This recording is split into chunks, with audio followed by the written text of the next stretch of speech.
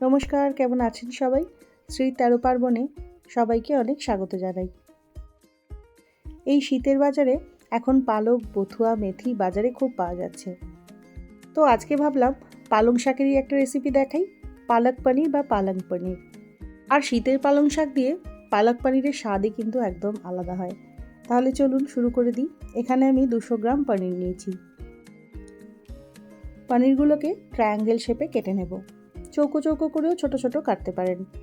পনিরগুলোকে সামান্য ভেজেও পালক পনিরে দেওয়া যায়, তবে একটু তেল বেশি লাগে বলে পনিরগুলোকে আমি ভাজি না, এইভাবেই পালং শাকের গ্রেভিতে দিয়ে দিই। এছাড়া লাগবে 2 আঁটি পালং শাক।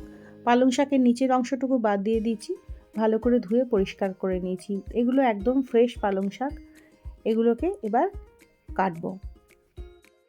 একটু রাফলি চপ করে নিলেই হবে, খুব মিহি করে কুচানোর দরকার নেই।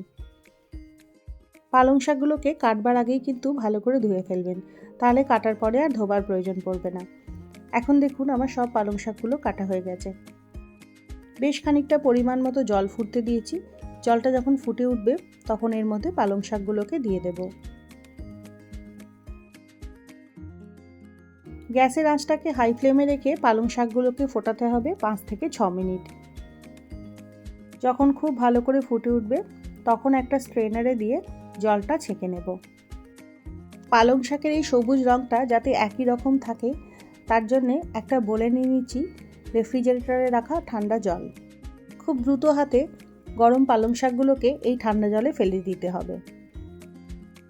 একবার ভালো করে মিশিয়ে নেব যাতে পালং শাকটা সম্পূর্ণ ঠান্ডা হয়ে যায়। আবারও জলটাকে স্ট্রেন করে নিয়ে ভালো করে হাতে করে চিপে চিপে এবার পালং শাকগুলোকে একটা মিক্সিতে দেব ব্লেন্ড করার জন্যে। এই সময় জলটায় কিন্তু খুব ভালো করে চিপে ফেলে দিতে হবে, নাহলে গ্রেভিটা খুব বেশি ওয়াটারি হয়ে যাবে। খুব মিহি একটা পেস্ট বানিয়ে নিয়েছি। এবার প্যানে পরিমাণ মতো তেল দিয়ে দিতে হবে। তেলটা ভালো করে গরম হলে এর মধ্যে দিয়ে দেবো একটা তেজপাতা, 1 চা চামচ মতো জিরে, সঙ্গে দিয়ে দেবো গোটা গরম মশলা। ফোড়নের মধ্যে এলাচগুলোকে একটু ফাটিয়ে দিয়েছি। গ্যাসটা লো মিডিয়ামে রেখে ফোড়নটাকে নাড়াচাড়া করতে হবে যতক্ষণ না সুন্দর গন্ধ বেরোয়। ফোড়নটা ভালো করে নাড়াচাড়া করে নিয়ে এর মধ্যে দিয়ে দেবো কিছুটা রসুন কুচি। গ্যাসের আঁচটাকে মিডিয়ামে করে দিয়ে রসুন কুচিটা নাড়তে থাকতে হবে যতক্ষণ না রসুন কুচিটায় হালকা বাদামি রং ধরে। রং ধরলে পরে দিয়ে দেবো বেশ কিছুটা পেঁয়াজ কুচোনো। পেঁয়াজটা এখানে বেশ মিহি করে কুচিয়ে নিয়েছি। পেঁয়াজটাকেও 3-4 মিনিট নাড়াচাড়া করতে হবে। এতে পেঁয়াজটা খানিকটা নরম হয়ে আসবে। এবার এতে দিয়ে দেবো একটা টমেটো কুচোনো। টমেটোটা নরম হওয়ার জন্য দিয়ে দিলাম পরিমাণ মতো নুন। মিনিট 2 মতো মাঝারি আঁচে টমেটোটাকে পেঁয়াজের সাথে ভালো করে নেড়ে নেব। এবার গ্যাসের আঁচ লো করে দিয়ে একটা ঢাকা দিয়ে দেবো যতক্ষণ না টমেটোটা নরম হয়। মিনিট 2 মতো ঢাকা দিয়ে রান্না করেছি। এবার খুলে দেখুন টমেটোটা বেশ খানিকটা নরম হয়ে এসেছে। আবারও একবার ভালো করে নাড়াচাড়া করে নেব। এবার এতে দিয়ে দেবো 2 থেকে 3টে কাঁচা লঙ্কা। দিয়ে দেবো সামান্য একটু জিরে গুঁড়ো আর সামান্য একটু লঙ্কা গুঁড়ো। মশলাগুলোকে লো ফ্লেমেই ভালো করে নাড়াচাড়া করে নেব 1 মিনিটের জন্য। যেহেতু এই রান্নাটায় কোনো জল পড়বে না, তাই যখন মশলাটা দেবেন গ্যাসের ফ্লেমটা অবশ্যই লোতে করে দেবেন। মশলাটা কষানো হয়ে গেছে। এবার এর মধ্যে দিয়ে দেবো পেস্ট করে রাখা পালং শাক। এবার গ্যাসের ফ্লেমটা মাঝারিতে করে দিয়ে সব উপকরণগুলোকে নাড়তে হবে।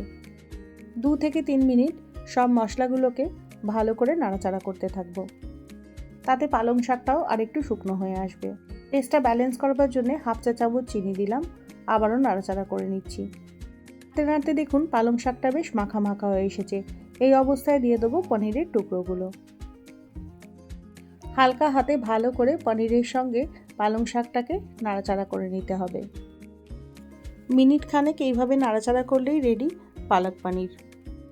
লাঞ্চে কিংবা ডিনারে জিরা রাইস, রুটি, পরোটা, লুচি সবের সাথেই কিন্তু পালক পনির খেতে অসাধারণ লাগে।